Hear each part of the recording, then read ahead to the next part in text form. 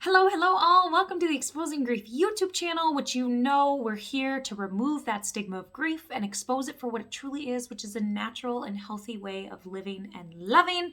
If you've watched some of my videos before, or if you're subscribed to the channel, you know my background's a little different.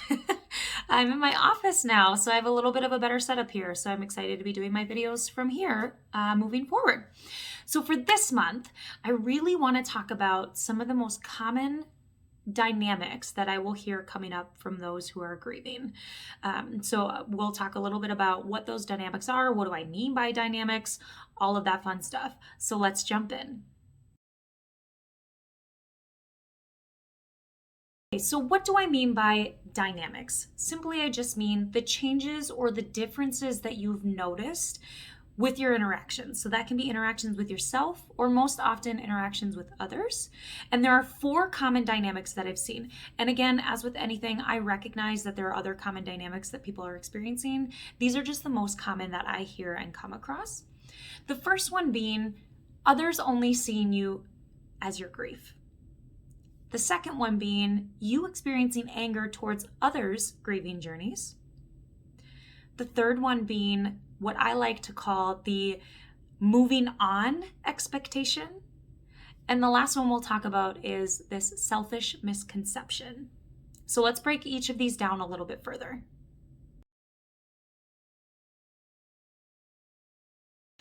After we break down these common dynamics, we're going to jump into some exercises. Of course, we're going to jump into some exercises that fit with these dynamics, but let's first break these down. So let's talk about that first dynamic, others only seeing your grief. So this can look like others only seeing you as a widow or a widower, others only seeing you as a grieving parent. So this dynamic speaks to the experience of others neglecting all the additional parts of you that make you who you are and only interact or don't interact with your grieving parts, right? I've sat with so many different clients that say, I'm more than just a widow. I'm more than just a widower. Yes, me grieving as a parent is a big part of who I am, but there's so much more to me and they don't ask me about it. They don't acknowledge it. They only see me as a grieving individual.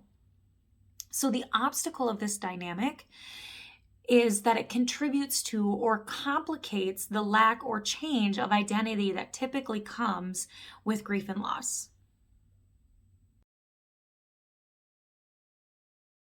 All right, let's break down that second dynamic, experiencing anger towards other people's grieving journeys. So this dynamic might sound like, why do they get to go about their day-to-day just fine?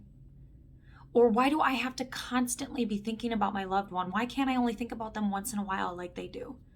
So this dynamic speaks to experiencing anger towards other people's grieving journeys looking different than ours.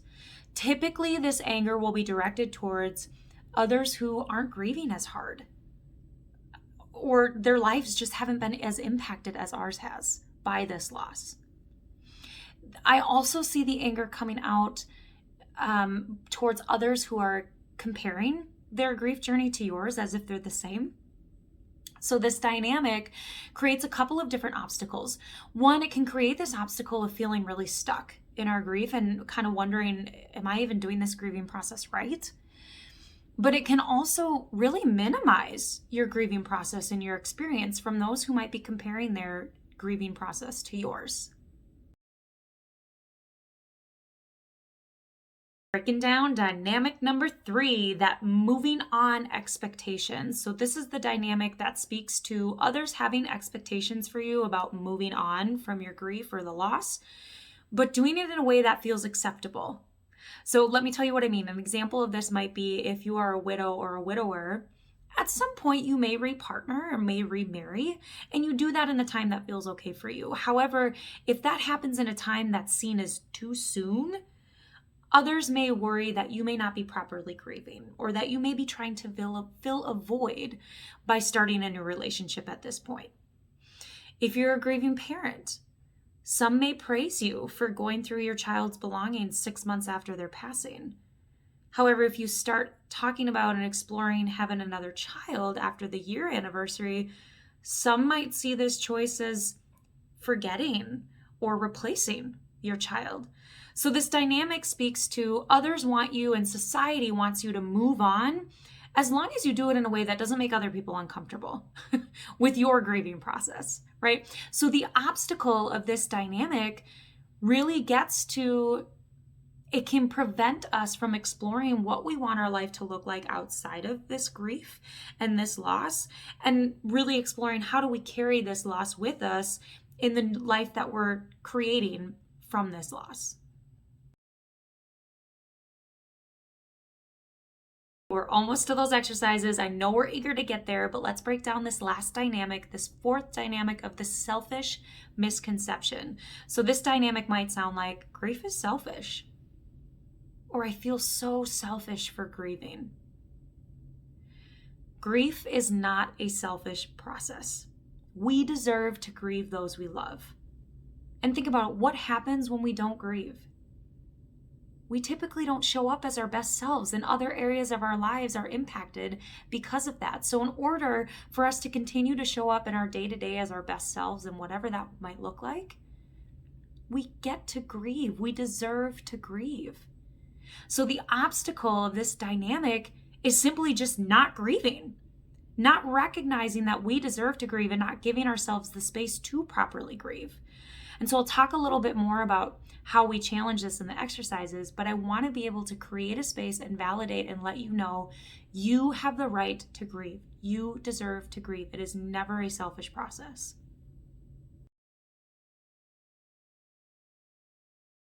All right, exercise time. So the overall exercise for all dynamics is going to look the same. It's a journal prompting exercise. So for each dynamic, I'm going to ask you different prompting questions that's going to allow you to begin exploring these dynamics if you're experiencing them. So let's jump into that first dynamic, that dynamic of others only seeing your grief. I want you to explore the following prompting questions. Who are you outside of your grief? When do you see and or experience those other parts being displayed? And how can you remind yourself of these other parts of you when others are only seeing your grief? Dynamic number 2, anger towards others' grieving processes. I want you to explore these following prompting questions. Have you validated the anger you experience?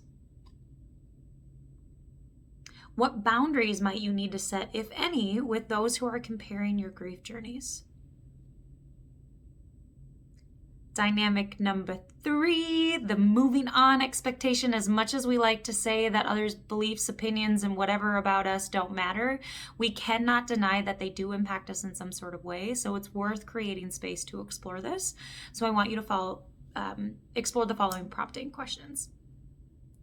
What feels right to you, and what actions allow you to honor your grief journey? What conversations might you be able to have with those who communicate unhealthy comments in relation to your grief journey?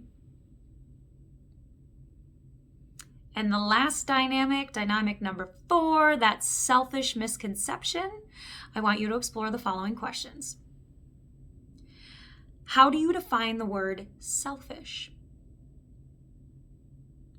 How do you describe what you're doing in taking time to properly grieve?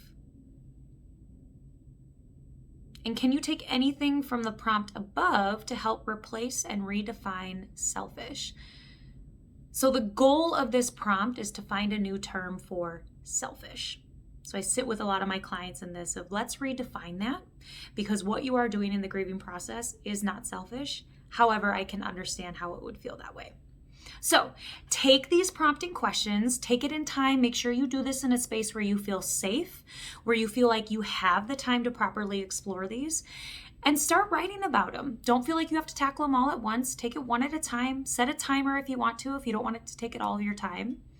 But start exploring them. If you get stuck, if you're not sure where to go, if this brings up other stuff, which all of that could happen, please don't hesitate to reach out. I am happy to walk you through this. I do offer a free 20 to 30 minute consultation. And in that, we can talk about what our process together might look like in exploring these questions further if that is something that you need. But explore these questions. Feel free to comment below if you'd like. I'm excited to hear how this helps you.